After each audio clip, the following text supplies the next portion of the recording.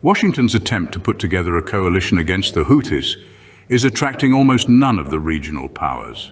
In yet another case of blowback, reflecting the failure of Western military interventionism in West Asia, Yemen's Ansarallah Houthi movement has inserted itself as an active participant in the ongoing war between Israel and Gaza. First launching batches of loitering munitions, ballistic and cruise missiles towards Israel, Ansarallah then moved on to prevent the passage of Israeli-owned or operated ships through the Red Sea, before announcing a complete closure of the shipping route for any vessels destined to dock at the port of Eilat.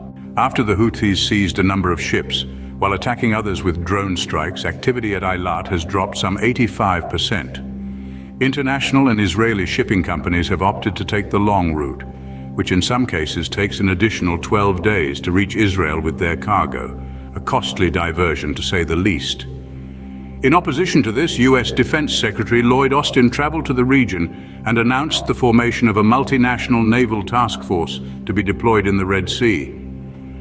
Despite talk of the coalition, including Saudi Arabia, Egypt, and even the United Arab Emirates, the only Arab nation that joined was Bahrain. So, without a United Nations Security Council, UNSC resolution to back them up, usually required to make the militarization of a territory legal under international law, the US has launched yet another foreign intervention. This one is significant because it failed to convince any major regional players to join, demonstrating the decline in American influence, but has also elevated the status of Yemen's Ansarallah.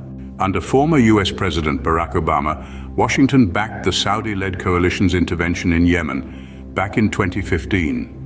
Since then, some 377,000 people have died, largely as a result of the deadly blockade imposed on the majority of the country's population, while some 15,000 civilians have died due to direct conflict.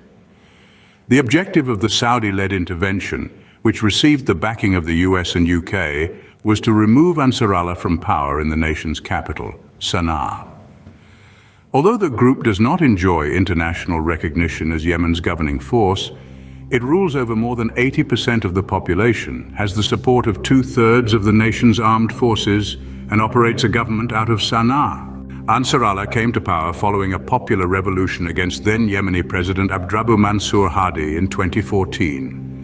Months later, Hadi resigned and fled the country after Ansarallah militants had decided to take over by force. In the midst of a 7-year war, the political, social, and armed movement that is often referred to as the Houthi rebels operates as the de facto government of Yemen, but is yet to receive recognition at the UN, which instead recognizes the Presidential Leadership Council that was created in Riyadh, Saudi Arabia, in 2022. The context above is crucial for understanding the capabilities of Yemen's Ansarallah, which was downplayed as a band of Iran-backed rebels in Western corporate media for years. While the governments of the collective West have tried to pretend that the Yemeni group is insignificant, Washington's recent decision to form a multinational naval coalition to confront the Houthis is an admission that they are a major regional actor. In fact, Ansarallah is the only Arab movement that controls state assets and a standing army that is participating in the ongoing war with Israel. The reality that the US is now confronting is something that both Saudi Arabia and the UAE came to realize early last year. Following 2 separate drone and missile attacks on Abu Dhabi and Dubai in January of 2022, it became apparent that the West's current level of support could not provide sufficient security for the UAE. Up until a nationwide ceasefire was brokered in April 2022, Ansarallah had also demonstrated its developed missile and drone capabilities, striking valuable economic targets inside Saudi Arabia too. Despite receiving a lot less attention than it deserved, Ansarallah forces strategically timed their second attack on the UAE to coincide with the arrival of Israeli President Isaac Herzog in the country. This was a clear message to the Emirati and Saudi leaderships that Western support will not provide sufficient security. It's likely because of this threat from Yemen that Riyadh sought a security pact with the US in order to make a normalization agreement with Israel possible. Such a security pact would have stipulated that an attack on one is an attack on all, hence dragging the Americans into a direct war against Yemen in the event that the conflict was to flare up again. The US attempted to help topple the current government in Sana'a, but ended up creating a battle-hardened group that has domestically developed capabilities well beyond those it possessed at the start of the conflict in 2015. In his first foreign policy address after taking office in 2021, US President Joe Biden pledged to end the war in Yemen. However, instead of pursuing a Yemen-Saudi deal, the White House abandoned its pledge and sought to broker a Saudi-Israeli deal instead. That fatal decision is coming back to bite policymakers in Washington. Backing the Israelis to the hilt in their war on Gaza, spelling out that there are no red lines as to how far the government of Benjamin Netanyahu can go. The US has allowed a Palestine-Israel war to expand into a broader regional Arab-Israeli conflict. The threat of escalation between the Israeli army and Lebanese Hezbollah is growing by the day, while Ansarallah leader Abdul Malik al-Houthi has stated that his forces will not stand idly by if the Americans have a tendency to escalate and commit foolishness by targeting our country. By every metric, US diplomatic stock has dropped internationally as a result of its handling of Israel's war on Gaza. It has failed to convince any major regional actors in West Asia to back its escalatory agenda, all of which are standing on the same side as Russia and China in calling for a ceasefire. The world sees the hypocrisy of Washington.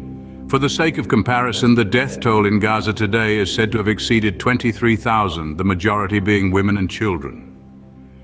Israel has killed this many people in just over 2 months, while in the first 2 years of the ISIS-Daesh insurgency in Iraq, the UN estimated that the terrorist group killed some 18,800 civilians.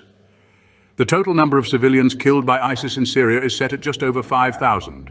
The level of human suffering being inflicted in Gaza is without precedent, breaking records in modern history for the tonnage of explosives dropped on such a small territory, in addition to the highest number of journalists, medical workers, and children killed in a single conflict.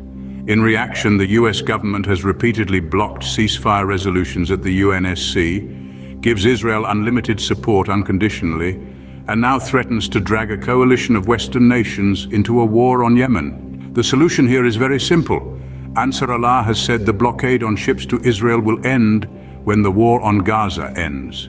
Washington has the ability to stop the war but refuses to do so, while its threats against Yemen will not work to achieve any result beyond further escalation.